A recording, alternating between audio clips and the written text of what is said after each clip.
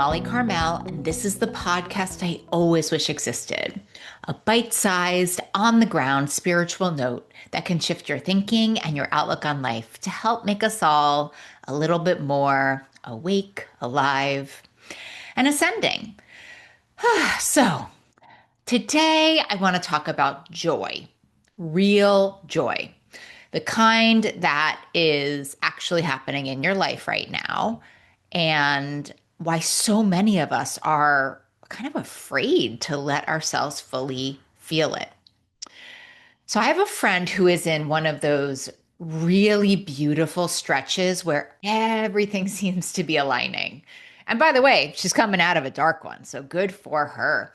She's in love. She's really stepping into her purpose. She feels, as we would say on the show, awake and alive in a way that she hasn't in years.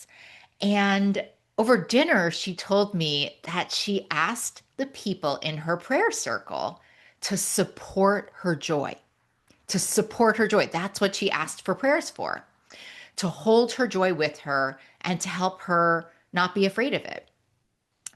And it really sat with me because I thought it was really one of the most spiritually honest things that I'd heard in a minute.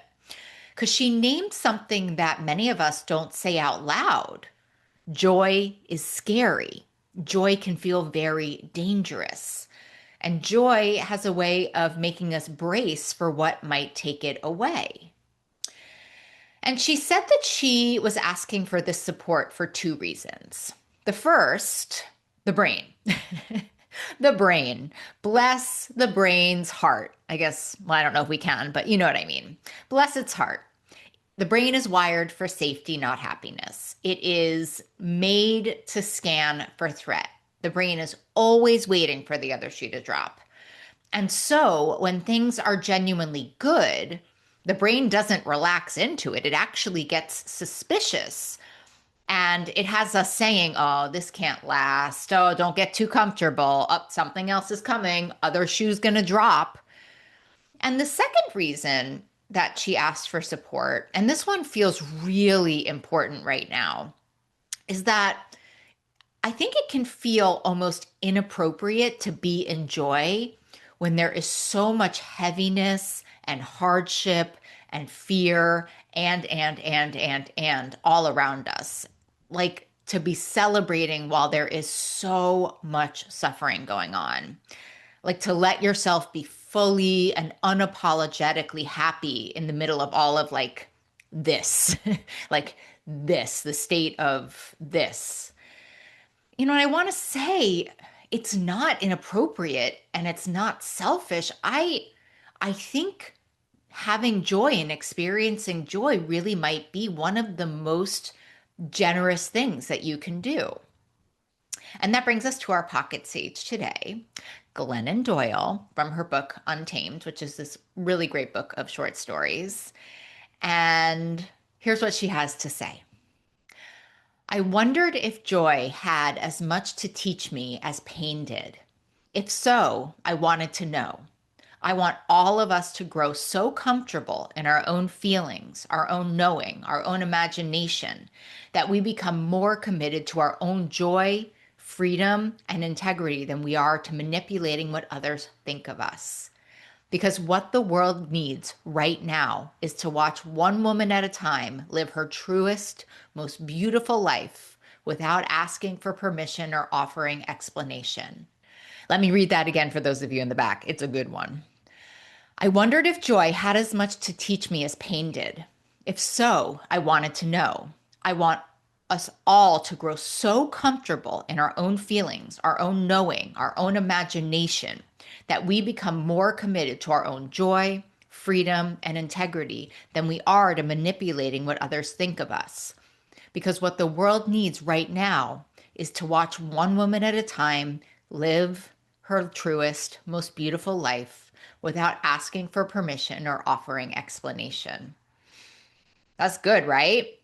Without asking for permission or offering explanation. I mean, that's the whole teaching, isn't it? And so, our word of the day today is joy.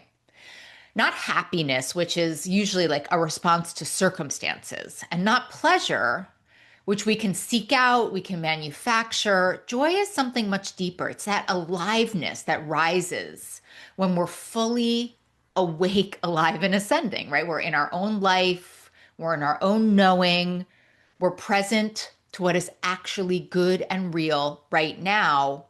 And it's available to us even and especially in the middle of a hard world. It really is.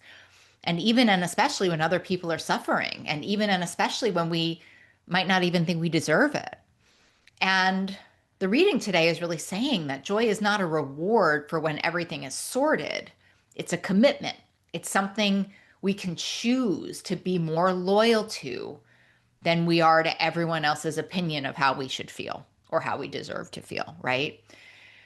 And that is a very radical concept sometimes. So here's what I want you to think about today. Your joy is not a betrayal of everything that's hard. It actually allows people to witness what's still possible. And I don't know, the world feels very heavy and tricky and genuinely difficult right now. There's lots happening that's painful and frightening and really deserves our attention and care. Like, we do not want to turn a blind eye to what is happening in this world. So far from it.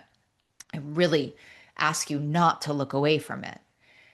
And at the same time, I think we need to push back on the idea that having joy and being in joy is somehow inconsistent with caring deeply, right? That we have to choose between celebrating our life and being a compassionate person.